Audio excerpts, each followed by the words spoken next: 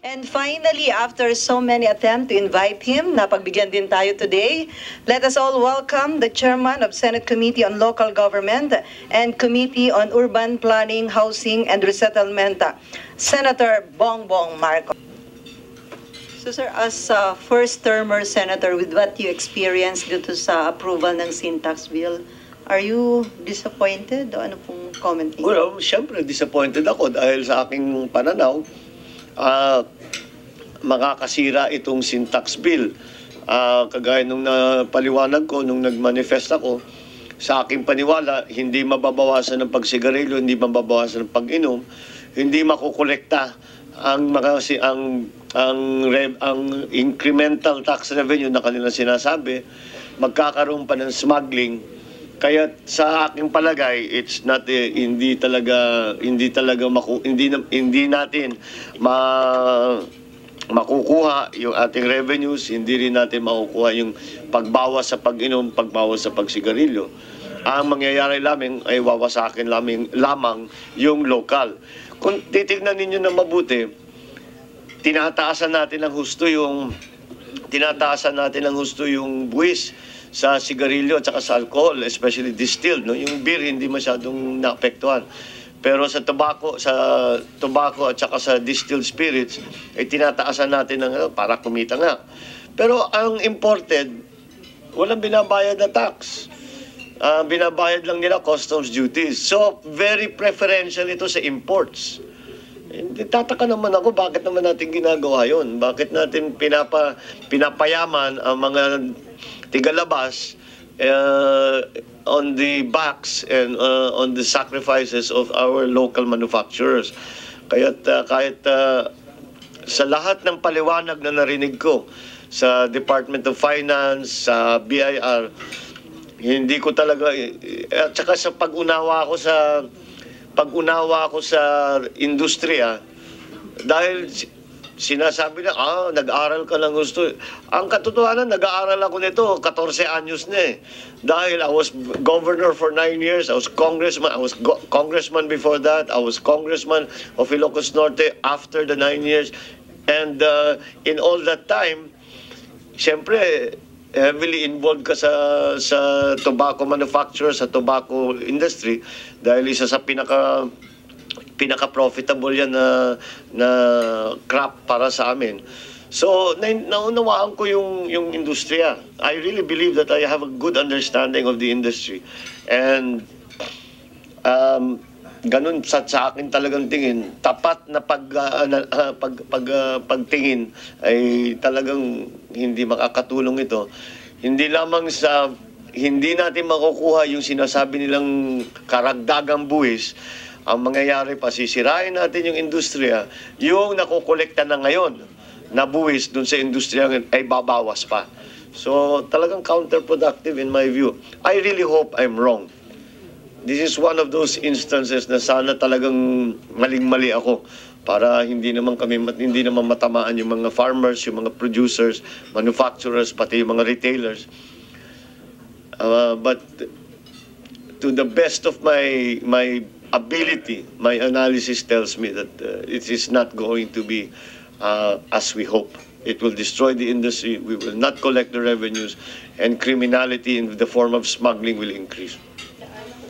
What if it's true, then we will try to amend it. So yun yung legal remedy, sir, doon? Ano pang magagawa natin? It is an act of Congress. An act of Congress can only be amended by another act of Congress. So that's all that we will be able to do. But in the meantime, there will be there is no satisfaction from being right on this question. Because in the meantime, ang daming mahihirapan, ang daming mawawalan ng trabaho. Baka dadami na lang yung OFW natin. Siguro aalis yung mga yun. Yung mga ma-disenfranchise, yung mga ma-displace, baka yun ang gusto ng gobyerno kasi dami natin kinikita sa remittance. Maybe that's what they really want to do. Pero sir, according to Senator Drilon, dapat ma-appreciate nyo nga yung naging final version dahil dun sa first year, mas lower ng 150 million. In the first year. tignan ninyo, it's backloaded dito sa even in the unitary 2017, ang unitary was 26 dito sa House version. Sa final version 30. So ginawa lang nila 'yon para pagandahin yung numero. Pero ang totoo, over a period of 5 years, they expect yung kanilang projection. Ang kanilang projection is makakakolekta sila in 5 years ng 500 billion. Ha? 500 billion. Look at the size of the industry. Paano ka magkukolekta ng 500 billion? Kaya hindi talaga, hindi realistic yung kanilang mga assumptions. Okay, Brian and then Kathy. Sir, hindi po klaro sa inyo yung earmarking doon po sa may... Wala, tinanggal lahat ng earmarking. Tinanggal lang niya lahat ng earmarking kasi ang sinabi sa BICAM, sinabi ng House, that is an appropriation. And the appropriate, we cannot, if this is a revenue measure, it's not an appropriation bill. And that appropriation should just come. Ang inaalala nga namin is that kung sinasabi ninyo health measure ito, di talagang lagay natin ng health measure. Anong nangyari sa BICAM? Sinasabi, kine-question nga na may ganitong halaga na ilalagay sa healthcare, etong halaga ilalagay sa... Di sinasabi na, hindi maaari yan dahil that is appropriating already, which is a function of the House. So, nagtanong ako, nandun si Secretary Ona, tinanong ko Secretary Ona, Secretary, kung magkaroon nga tayo ng collection ng ganito, paano nyo gagamitin? Paano nyo i-assess? Hindi siya pinasagot. Sinabi, adapt na lang natin, saka na natin pakinggan si Secretary Ona. Kung na-adapt na natin, ba't pa natin pakikinggan si Secretary Ona? Wala nang kabuluhan yung kanilang sasabihin. Pero ganun ang nangyari, ganun ang naging sistema ng BICAM let's adopt it first, then we'll discuss it. Ba't pa tayo magdi-discuss tapos ng usapan? Okay, Kathy. Sir, so, dun sa Drilon formula, yun nga na tanggap lahat ng amendment, di ba? Tapos nilalagay. Drilon formula. Your colleague was the one who said that. So, could you specify, ano yung mga fatalities ng Drilon formula? Yung in-approve dito sa Senate, tapos tinanggal lahat? Anong natira doon sa Senate version? Wala.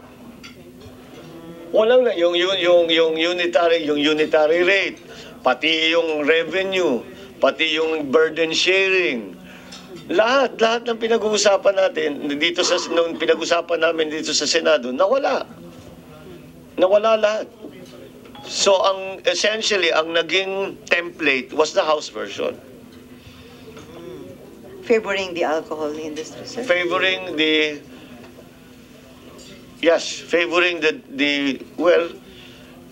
kasi sinasabi nga nila dito it was for 35.9 billion ang total. Sinabi bawasan natin kasi 31.3 sa House, split the difference 35.5 more or less ganun. Saan nangyari doon sa 5 billion? Nilagay lahat sa tobacco. Hindi sa alcohol. Hindi ko alam kung bakit. Ewan ko bakit, makasalanan namin sa presidente na inaapi kami ng ganito. Sir, patanong ni Boots, lahat ba ng proposed amendments nyo ni Recto at JPE na in-accept ni Drilon na remove daw lahat sa BICAM? Sir, including yung 2 billion for the anti-smuggling, yung kay JPE? Yung kay JPE, because it's again an appropriation measure daw. So, ang nangyari lang yung sistema, yung stamps, yung markings, etc., para maliwanag kung ito'y imported, ito ay locally made.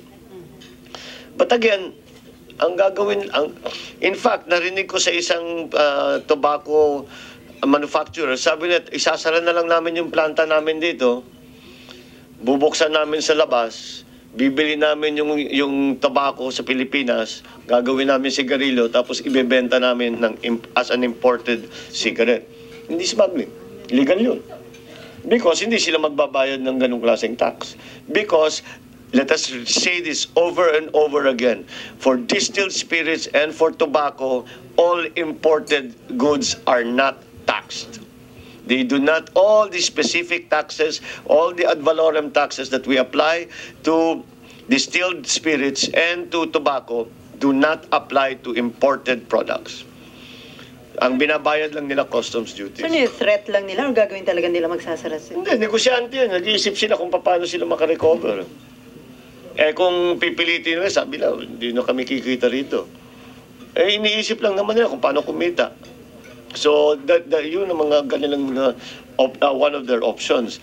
Because if you think about it nga naman, kung titignan nyo yung numero, it actually makes sense na ilabas na lang natin ang production. Bilhin na lang namin yung tobacco sa Pilipinas, we'll export it to I don't know where, tapos dun sa yung bago nilang planta, dun nila gagawin sigarilyo, tapos ibabalik nila as imported products. Siyempre, hindi na sila magbabayad ng tax. So, pag gano'n na nangyari, hindi talaga magiging realistic, hindi ma-meet yung goal under this sin tax reform bill? Palagay ko yung revenue, yun na nga, 500 billion. Saan manggagaling yung 500 billion? Ang basic mistake para sa akin, doon sa sin tax na kanilang ginawa, para sa kanila, basta itaas mo yung tax, tataas ang revenue. Hindi nila iniisip na may merkado yan eh. After a certain level, sasabihin ng tao, ay hindi na namin bibilin yan. Eh may smuggling. Doon sa debate rito, sinabi, ay hindi, kailangan may organization na sindikato na mag-organize sila. Eh meron eh. Eh, nagpabili lang ako ng smuggled cigarettes. 20 kagad na iba-ibang klase na dito sa Maynila, sa Mindanao, mas marami pa. So, it was parang, yung formula nila was always, the higher you make the taxes, the more we will collect. Hindi ganun kasimple ang usapan nito. Hindi ganun eh. It's a market eh. Hindi linear ang there's a point na talagang sasabihin ng consumer, ayaw ko na. Hahanap na lang ako ng iba. And ang magiging option dun is smuggled cigarettes. You know, hindi naman siguro kami pwede i-bully, but there's but the discussion was abbreviated. Let me just put it in the BICAM. Yung sinabi ko, humihingi kami, sabi namin, sige, kung mag-agree tayo, 35 billion. Okay, House and the Senate nag-agree. 35 billion ang projected revenues. Tanggap na namin yung 35 billion. Tapos sinasabi na, ang House proposal, ganito nga, yung lumabas ngayon, 5 years unitary hanggang 30, etc., etc.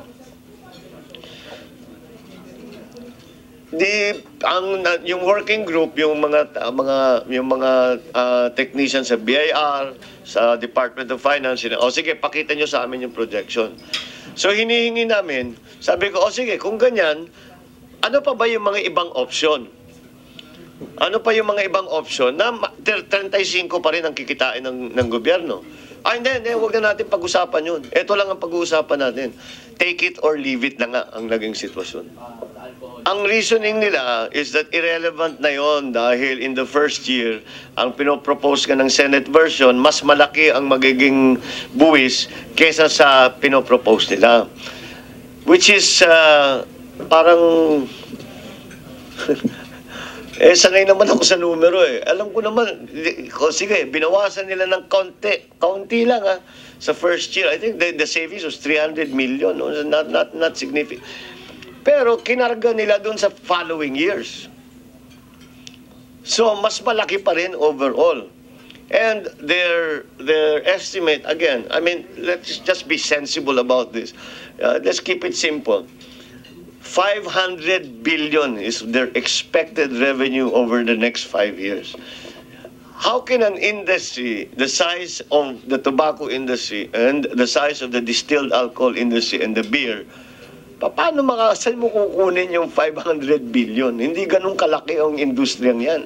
Kasi ang kanilang assumption, basta itaas ang buwis, mas malaki ang kikitain. Which is a simplistic approach and incorrect. Sinasabi, ang usapan 60-40. Tapos nagiging 70, nagiging 68, ba't nagbago? Hindi na bale. Huwag nyo nang inaalala yun. Dahil mas maliit naman eh. Tignan mo, sa first year, ganun-ganun. Yan ang paliwanag nila. Sabi ko, hindi, tignan natin yung susunod na ilang taon. Sir, mas malakas mag-lobby yung sa Liquor. Sa... Yung nasa liquor, mas malakas sila mag-lobby kaya mas napaboran sila. Hindi ko alam kung anong nangyari doon, pero ang pakiramdam aping-api ang tobacco. Aping-api ang tobacco. If you wanted to destroy an industry, you could not do a better job than what they did for in the Syntax Bill. Well, hindi ko alam. Ilan lang naman ang experience ko sa BICAM, ano? So, mapapag-usapan ko lang itong nangyari doon sa Syntax. I don't know if that's how it's done all the time. Kung ganyan talaga lagi ang patakbo. Pero, ganun ang nangyari doon sa amin. Dito sa Syntax. So, sir, pwede bang iparamdam ng mga tobacco farmers dun sa mga legislators na kakandidato sa 2013 yung disappointment nila dito sa naging final version? Kaya nga, may eleksyon. May eleksyon. Alam nila lahat kung sinong bumoto saan. Maliwanag na maliwanag sa kanila. Pinagmamasdan nila, binabantayan nila. Darating ang campaign period, iikot kami at magtatanong sila, sino ba ang dapat natin tulungan? Kahit sabihin ko sa kanila, tulungan natin sila. Ba't namin tutulungan yan? Bumoto yan kontra sa amin. Hindi mo may kakampanya yun kahit sino ka. Solid vote. Well, we haven't seen it yet. I haven't, hindi pa ako bumabalik sa amin mula nung napasa yung Syntax. I'm sure habang during Christmas, aakit ako ng Ilocos eh. So I'm sure magtatawag ng meeting yung mga yan at mga gustong pag-usapan kung ano yung magiging epekto sa kanila. At kung ano yung gagawin sa darating na kampanya, darating na eleksyon. Kagaya ng sabi ko, kahit sabihin na lang natin malakas ako sa mga botante dyan, pag pinilit ko, sasabihin ko, na tulungan ninyo itong kandidatong ito, pag alam nila na yung kandidatong yun ay lumaban sa kanila or bumoto sa yung final version ng Syntax Bill, sabi nila, alam ko na yung sagot, boss, hindi namin magagawa yan dahil hindi kami tinulungan yan. So, gaano kalaki yung voting population? Yung mga tobacco. Ang Ilocano, ang Ilocano, you have to consider, ang Ilocano, siyempre kahit na 2.5 million are directly dependent on the tobacco industry. Ang Ilocano, kung bumoto yan, siyempre tinitignan, ba't nyo sinasaktan yung kababayan ko? Ba't nyo pinapahirapan ng kababayan ko? Ngayon, ang Ilocano, hindi sa norte na lang. Ang Ilocano, nakakalat na kami sa buong Pilipinas. So, kasama na rin. That's part of that dynamic. Ngayon lang natin matetesting kung ano ba talaga. Kasi the previous elections, the Ilocano vote has been really nagagaling sa norte. Pero sa palagay ko, magpaparamdam ang mga Ilocano na hindi sa norte dito sa Syntax Bill. Because kahit pa paano, kamag-anak pa rin nila yung mga yun eh. Mga kaibigan pa rin nila yung mga yun.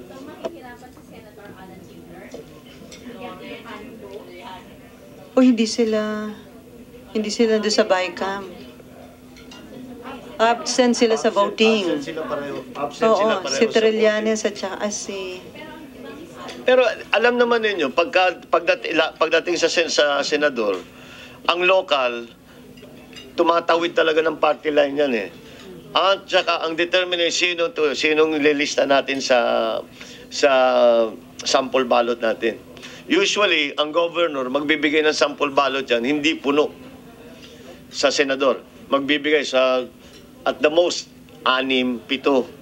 Usually, 5, 6, 7. Para naman, yung botante, meron siyang option kung ano yung gusto niya, sino yung gusto niya. Pero doon sa pagpili, doon sa 6, 7, 5, 6, 7 na yun, ang simpleng tanong lang, sino yung nakatulong sa atin? Pero sir, yung mga naging bumoto in favor of Syntax Bill, they can still campaign dyan sa norte kapag gano'n? Of course they can. They can campaign. Na maaari silang... Hindi naman babatoy. Maaari silang... Pero maraming itatanong sa kanila na kailangan nilang sagutin. Ang simpleng tanong, bakit nyo pinasa na ganyan yung Syntax na alam ninyo marami sa amin ang mapipinsala? Pero according to Senator Drilon, tataas naman daw yung share ng mga Virginia tobacco farmers, di ba? Yung sa 15% Kaya nga yun ang assumption nila lagi. Basta taasan ng buwis, mas malaki ang koleksyon. Hindi. Kung hindi na nga, kung smuggling na lang ang yung smuggled goods na lang ang binibili, hindi binibili yung sa amin, hindi na kukolekta yung taxes, hindi tataas yung 7171, hindi tataas yung 8240. Very, yung parang, yung arithmetic nga,